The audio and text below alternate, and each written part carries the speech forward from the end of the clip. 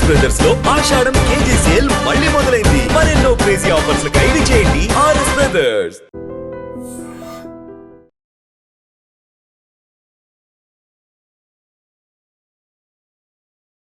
Rowdy షీటర్లు రెచ్చిపోతున్నారు. ప్రశాంత విశాఖ నగరంలో అలజడి రేపుతున్నారు.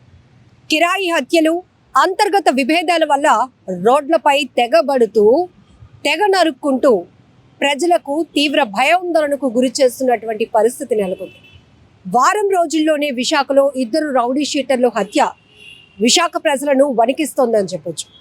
ఎక్కడైనా రౌడీ మూకలు చెలరేగిపోతే ఉపేక్షించేదే లేదు, ఖచ్చితంగా కఠినంగా యాక్షన్ ఉంటుందని పోలీసులు హెచ్చరిస్తున్నప్పటికీ కూడా రౌడీ షీటర్లు పేట్రేగిపోతున్నటువంటి పరిస్థితి నెలకొంది విశాఖలో. ఈ మధ్య కాలంలోనే చూసాం, ఒక 4 రోజులు గడవక ముందే మరొక రౌడీ షీటర్ హత్య అనేది తీవ్ర భయాందోళనకు గురి చేస్తోంది. ఒక్కసారిగా విశాఖ ప్రజలు కలవరపాటుకు గురవుతున్నారు. నిన్న మాధవదారలోని కుంచమాంబ అమ్మవారి జాతరలో 2 యువకుల మధ్య ఘర్షణ చోటు చేసుకుంది. ఒక యువకుడిని అయితే అత్యంత దారుణంగా హతమార్చారు. ఒక రకంగా చెప్పాలంటే ఆ అబ్బాయి ఒంటి పైన పడినటువంటి గాయాలకు వైద్యులు వేసినటువంటి ట్రీట్మెంట్ స్ట్రిప్స్ ఏవైతే ఉంటాయో వాటిని చూస్తే ఒక పార్సిల్కి మనం ఎలా అయితే టేప్తో చుట్టి వేస్తామో ఆ స్థాయిలో ఆ ఒంటి నిండా అబ్బాయి యువకుడు ఒంటి నిండా గాయాలు ఉన్నాయి. దానికి వైద్యులు చికిత్స చేసి ప్లాస్టర్ వేసినా కూడా, అంటే ఏ పరిస్థితిలో మనిషిలో క్రూరత్వం నెలకొంటుందో అర్థం చేసుకోవచ్చు. ఇక్కడ ఈ కేసులో కూడా మృతుడు మాసపు లోహిత్ 20 సంవత్సరాల యువకుడు. ఈ యువకుడు కూడా చాలా నేర చరిత్ర ఉన్నట్టు పోలీసులు గుర్తించారు. ఈ కేసు సంబంధించి రౌడీ షీటర్ హత్య కేసుకు సంబంధించి ఇప్పటికే విశాఖ పోలీసులు 4గురిని అదుపులోనికి కూడా తీసుకున్నారు. ఒక రకంగా చెప్పాలంటే రౌడీ మూకలు ఎక్కడ పేట్రేగిపోయినా, అల్లరి మూకలు ఎక్కడ రెచ్చిపోయినా ఖచ్చితంగా కఠినంగా యాక్షన్ ఉంటుందని చెప్పేసి పోలీసులు చెప్తున్నారు. మళ్ళీ మీరు బయటకు రాలేని పరిస్థితిలో కఠినమైనటువంటి చట్టాలు మీ మీద అమలు చేయాల్సి ఉంటుంది, జైలు జీవితం అనుభవించాల్సి ఉంటుంది, బంగారు భవిష్యత్తు పోతోంది, జాగ్రత్తగా ఉండండి పోలీసులు హెచ్చరిస్తున్నప్పటికీ కూడా ఒక రకంగా చెప్పాలంటే మనుషుల్ని భయపెట్టాలనే ధోరణి, రెండోది పోలీసులకు ఛాలెంజ్ విసరాలనే ఒక క్రూరమైన ఆలోచన. ఏకంగా ఇప్పుడు రౌడీ షీటర్లు ఎలా తెగబడుతున్నారు, ఎలా బరి తెగిస్తున్నారంటే సీసీటీవీ రికార్డు అవుతుంది, మేము పోలీసులకు పట్టుబడతామని తెలిసి కూడా ఇది మా స్ట్రెంగ్త్, ఇది మా బలం అని నిరూపించుకోవడానికి ఒకరిపై ఒకరు ఆధిపత్యపు పోరు కోసం ఏకంగా ఊర్లపైనే పడుతున్నారు. చుట్టూ జననావాసాలు ఉన్నా, చుట్టూ ప్రజలు ఉన్నా కూడా ఏమాత్రం జంకకుండా, ఏమాత్రం భయం లేకుండా వాళ్ళు ఇంతలా చెలరేగిపోతున్నారు అంటే ఎక్కడ ఈ ల్యాబ్స్ కనపడుతున్నాయో మనకు అర్థమవుతోంది. ఒక్కసారి మనం ఈ సీసీటీవీ ఫుటేజ్ చూడండి. 2 యువకులు అలా నడుచుకుంటూ వెళ్తున్నారు. ఒక వ్యక్తి వెనకాతల నుంచి వచ్చి ఒక యువకుడు, ఆ యువకుడు మాసపు లోహిత్ 20 ఇయర్స్ అబ్బాయిని వెనక నుంచి వచ్చి పీక పైన పట్టుకొని ఎలా లిఫ్ట్ చేస్తున్నాడు. ఒక వస్తువును, ఒక కుక్క పిల్లను, పెంచుకున్న కుక్క పిల్లను, కోడిను ఎలా అయితే లిఫ్ట్ చేసి తీసుకెళ్ళిపోతారో అంత ఈజీగా ఆ యువకుని తీసుకువెళ్ళి కత్తులతో నరకడం, హత్య చేయడం అత్యంత దారుణంగా ఇప్పుడు ప్రతి ఒక్కరిని తీవ్ర కలవరపాటుకు గురి చేస్తోంది. పోనీ ఆ సమయంలో అది నిర్మానుష్య ప్రాంతంలో జరిగిందా, ఎవరు మనుషులు లేనప్పుడు జరిగిందా అంటే కాదు.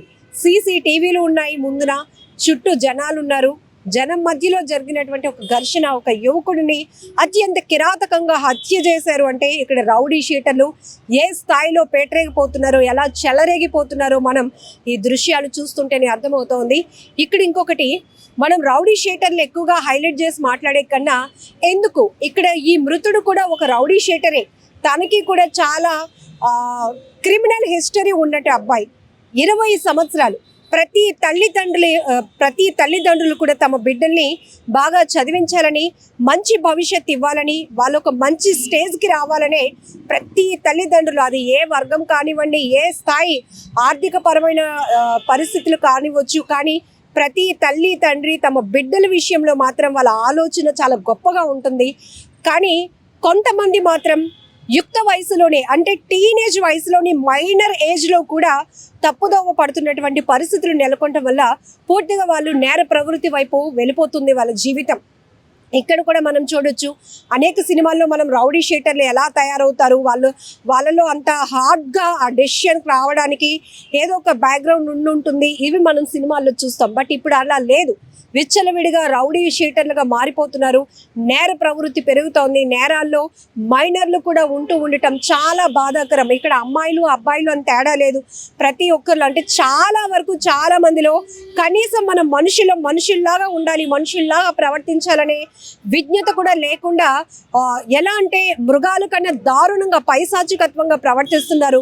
మనిషి నరుక్కుని చంపేసుకుంటున్నటువంటి పరిస్థితులు. ఆ తర్వాత కుటుంబాలు ఎంతగా విలవిలలాడిపోతాయి, కుటుంబాలు ఏమైపోతాయో అని పరిస్థితి కూడా లేకుండా, ఆలోచన కూడా లేకుండా ఇలా బరి తెగిస్తున్నటువంటి పరిస్థితులు చాలా బాధాకరం.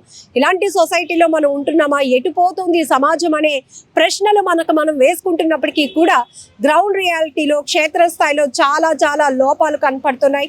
అసలు చిన్నప్పటి నుండే ఎంతో ఫ్యూచర్ వైపు ఒక మంచి పట్టుదలతో వెళ్లాల్సినటువంటి యువత కూడా పెడదోవ పడుతుంది. చాలా వరకు వ్యసనాలకు అలవాటు అవుతున్నారు. చిన్నప్పటి నుంచే అసలు ఏమి చూడకూడదో ఏమి చేయకూడదో అవే మనం పిల్లల్లో చూస్తున్నప్పుడు చాలా బాధేస్తోంది. వాళ్ళు ఒక్కరే చెడిపోతున్నారు అని వాళ్ళు అనుకోవచ్చు, కానీ వాళ్ళ ప్రభావం చుట్టూ ఉన్న సొసైటీ పైన, కుటుంబాల పైన, వ్యవస్థ పైన ఎలాంటి తీవ్ర ప్రభావాలు పడతాయో కూడా మనం చూడొచ్చు.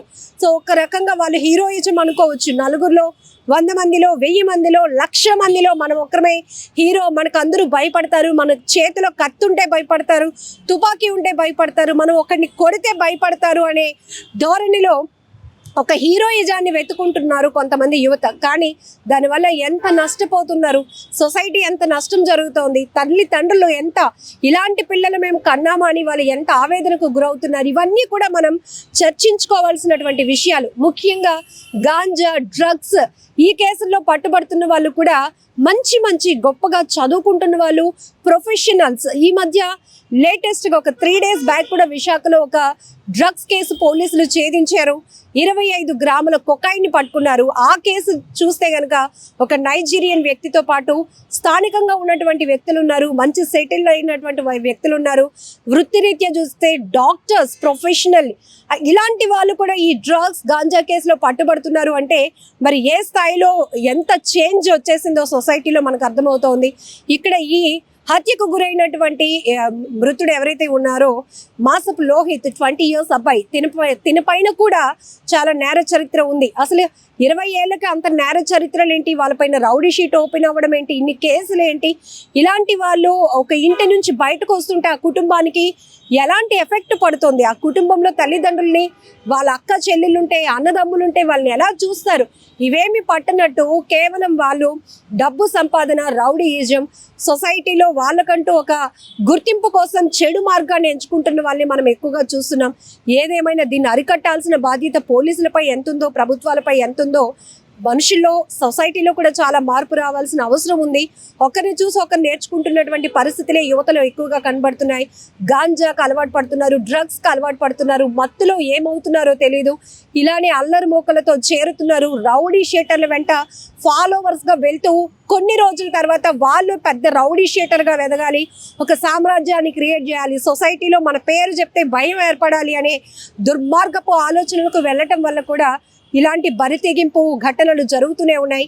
వీటిని ఎక్కడ కంట్రోల్ చేయాలో, ఎవరు కంట్రోల్ చేయాలో తెలియటం లేదు. కానీ పూర్తిగా అయితే పోలీసులు చెప్తున్నారు ఎప్పటికప్పుడు రౌడీ షీటర్లు, రౌడీ మూకలు, అల్లరి మూకలు ఎక్కడ పేటరేగిపోయినా, విచ్చలవిడిగా ప్రవర్తించినా, ఆకృత్యాలకు పాల్పడినా, సాధారణ ప్రజానికానికి ఇబ్బంది కలిగించినా ఉపేక్షించాం, చట్టపరంగా చర్యలు తీసుకుంటాం, యాక్షన్ చాలా సివియర్గా ఉంటుందని చెప్తున్నారు.